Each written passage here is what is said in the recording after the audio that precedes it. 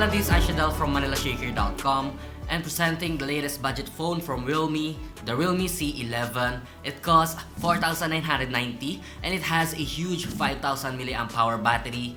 That's a good start. Helio G35 gaming chipset, and not just a gaming chipset, it also offers connectivity enhancements. That means faster response and more reliable connection to ensure you can always stay connected. So that will be very useful for those who have online classes. It has dual cameras and 2 gigs of RAM. So the question is, can it handle graphic demanding games? Is it powerful enough despite its price? At 2 gigs of RAM, can we experience its full potential? What about its mobile data speed? Is it fast enough? Let's find out. A budget phone, huh?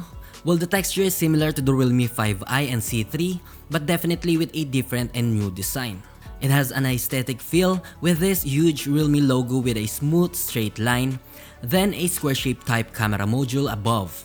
Inside is a dual camera with a single flash. They put the power and volume rocker in one place. It has one speaker underneath with a 3.5mm jack, then a micro USB port. But like Realme C3, we don't get a fast charging capability. On the display, we get a 6.5-inch 720p IPS LCD with 270 ppi density. The screen is just fine, it has a color accurate display, but when we tried to look closer, we could see some pixel lines. Probably because it only has 720 by 1560 pixels compared to 720 by 1600 pixels on the Realme C3. Overall, right out of the box, the screen is in a warmer tone which makes the screen feel like premium. And the viewing angle is great, contrast is decent and balanced.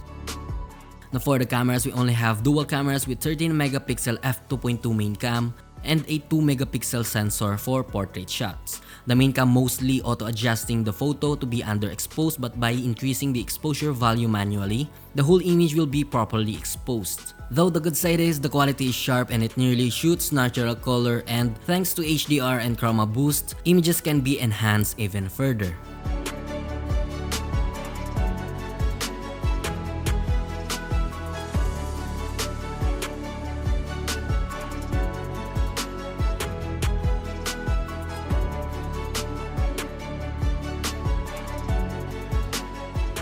Now switching to the depth sensor, subject to background separation, is 98% accurate, and to determine the quality of the blur, well, if you look at the image, it seems to be moving, and that's how it works.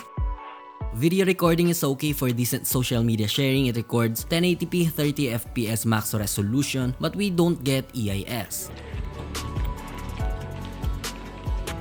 Now switching to the front-facing camera, we have a 5MP that sits on the dewdrop notch of Realme C11. Shooting at normal photo mode, it outputs pinkish tone but it's quite sharp though, and enabling portrait mode, it has at least 95% accuracy on detecting the subject to separate it to the background. It also captures and records 1080p at 30 frames.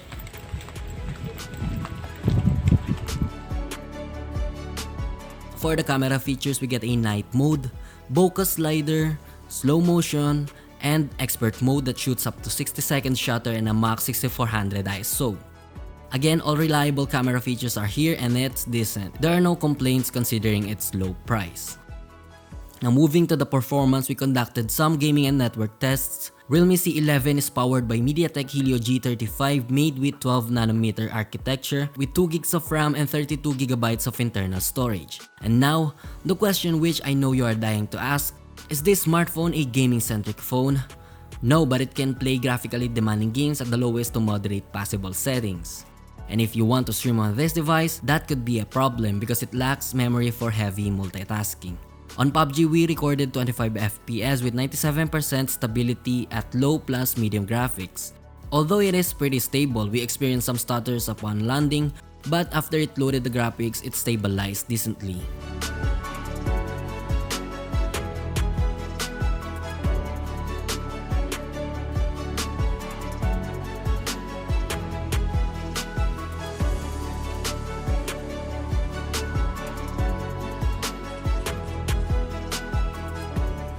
For Mobile Legends, we get a recommended settings of medium with HFR turned off, but if you want smooth gameplay, we suggest to turn on the HFR mode plus smooth graphics, but with HD mode and outlines turned off.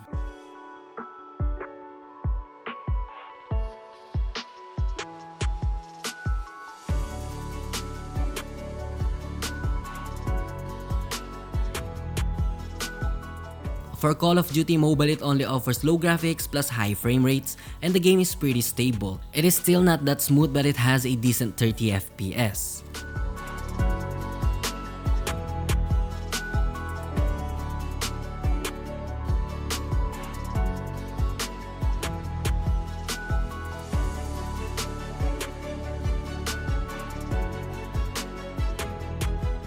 Realme C11 is running on Android 10.0 with the latest version of the Realme UI. It has some useful features such as dark mode, double tap to sleep, raise to wake function, split screen, and face unlock. These features are reliable, but unfortunately we don't have a fingerprint scanner. Though thanks to Realme UI, we can experience said features on an entry-level budget phone. And for online classes, using a mobile data connection, we tried video conferencing using Zoom and file sharing apps. We also opened documents and some websites simultaneously running in the device. And surprisingly, the UI is run smoothly. We got a seamless multitasking experience. Even we only have 2 gigs of RAM, the connection is stable and lag-free. Now comparing the network speed to Realme C3, it's still catching up and they have nearly the same ping, which is good. For the battery endurance test, Realme C11 is backed by a large 5000 mAh battery, and upon doing some endurance tests, the battery depleted at 8 hours and 54 minutes. The daily usage is good, it has 39 hours of average daily usage. As for charging, the 10-watt charger fully charged the 5000 mAh battery in 2 hours and 56 minutes.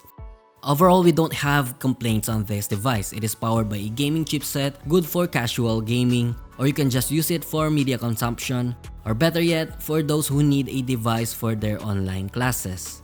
You've got an all-day battery life, good connection may still vary depending on your location, but for us, using mobile data works fine.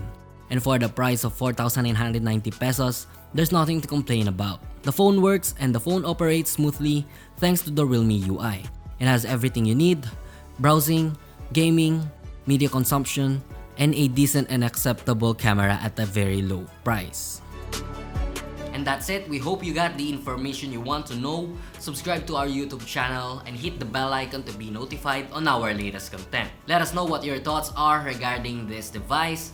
Again, don't forget to visit manilashaker.com for the latest tech news, reviews, and comparison of the latest tech.